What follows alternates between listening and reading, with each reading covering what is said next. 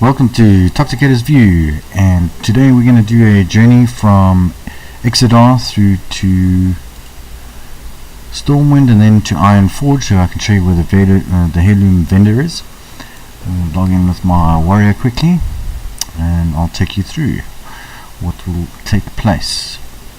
So I'm in Exodar at the moment. For the guys that want to just get in and out, I'll quickly do an overview of the journey. So I am in Exodar at this point. This is the starting point, well, the city where the Draenei come to. The starting point is Ammon Vale. Azure Watch actually has a flight path, and you could take the flight path directly from Azure Watch to Rutherland village. But in this case, we are going to be taking the flight path from Exodar, and we will fly across to Rutherland village. From Rutherland village, as you land there and head towards the docks, the dock on your far right hand side takes you back to Exodar. The one on the left hand side is the one that you need to go for. That's the one that will take you to Stormwind. Once you're on that boat, you'll travel from Kalimdor all the way through to Eastern Kingdoms. Once you're in Eastern Kingdoms, you will arrive at the Stormwind harbour. You'd run through to the Flight Master here, or Griffin Master. From there, you'll take a flight directly through to Ironforge. Ironforge, once you land, you'll go past the forge, turn right, and head to the Hall of Explorers. At the back of the Hall of Explorers, in the circular area, the heirloom vendor is on the left. Okay, so you guys can carry on gaming while I do the rest of the walkthrough with the other people who want to see the actual travelling. So from here, I'm going to mount up in my chauffeured heirloom vehicle here, or chauffeured chopper as they call it. If you want to know how that's done, please look at my previous video from Darnassus to Ironforge. So here we're going to select the flight path from Exodar through to Rutherland village, and I'll be cutting away, and we'll join you when we land back at Rutherland village. Thanks. And we're back. Here we're coming in for our landing. The dock below me here is the one that takes you to Stormwind. There you can see the Exodar ship, distinctive sail that gives it away with the sort of purplish pink colour. That's how you know it's the Exodar one. Unfortunately, they don't seem to have the tabard typical colours on display at this particular area. So what we'll do here is we'll head over to the pier and wait to catch our ship to Stormwind. It seems to be really good timing today. We'll be jumping on board the ship and going through to Exodar. Not Exodar, Stormwind.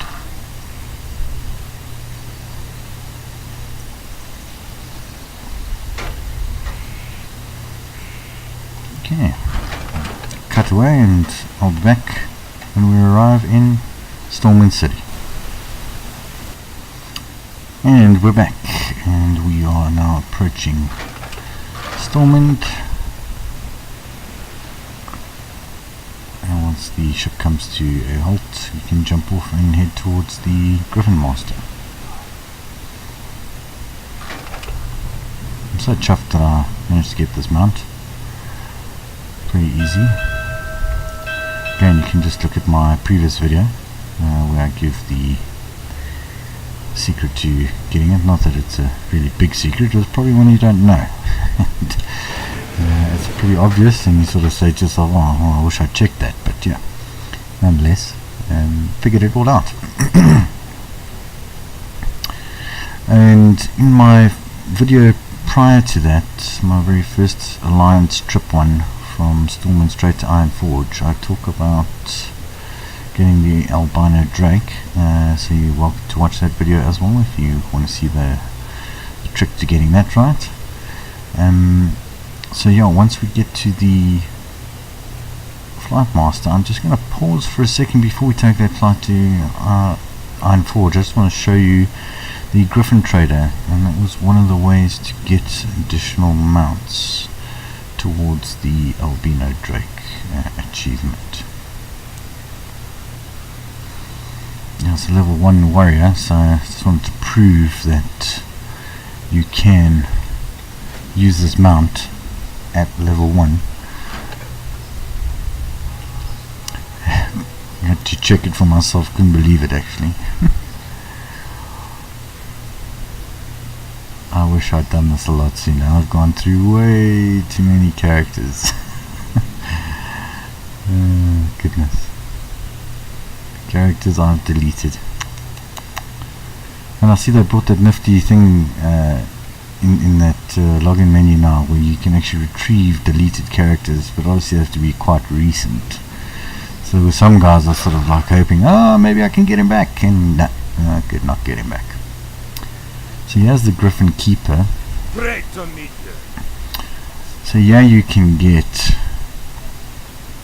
7 additional mounts just by purchasing all of these. Be good. Very easy to help you with that particular achievement. Greetings. Okay, so now we're going to take the flight to Ironforge, and away we go. Bless you. I'll be back when we land in Ironforge. And welcome back, coming into Ironforge now.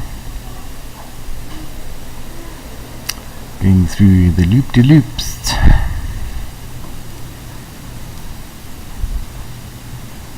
Nice little trick I use when I'm leveling up a low-level character. Depending which city I start in, you can always go to the Flight Master.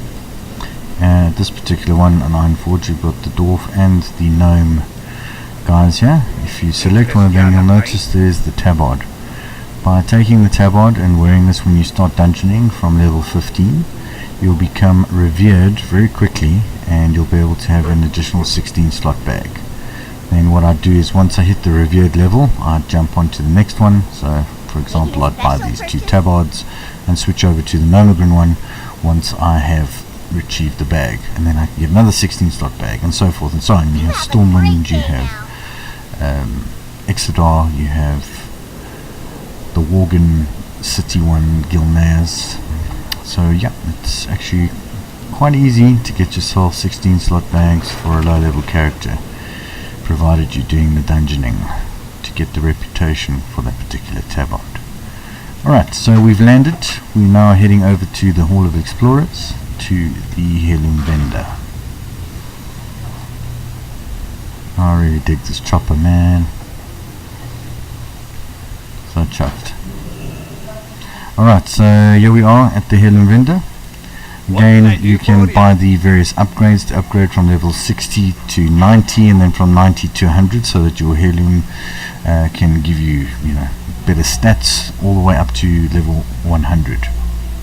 I'm not sure what they're going to do about 110 yet, but they seem to always leave 10 levels out so that you then get normal gear thereafter. So yeah, thanks guys. Hope you enjoyed the video. Please leave your comments and like my videos. I'll be looking into doing my next one, which will definitely be around leveling characters fast.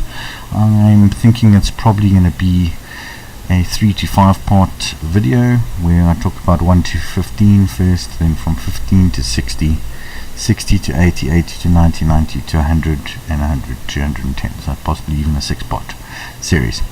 And then thereafter I'm probably going to look at defining what's the best class to choose for Legion.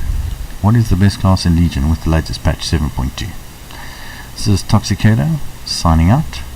I'll see you guys soon. Cheers, bye.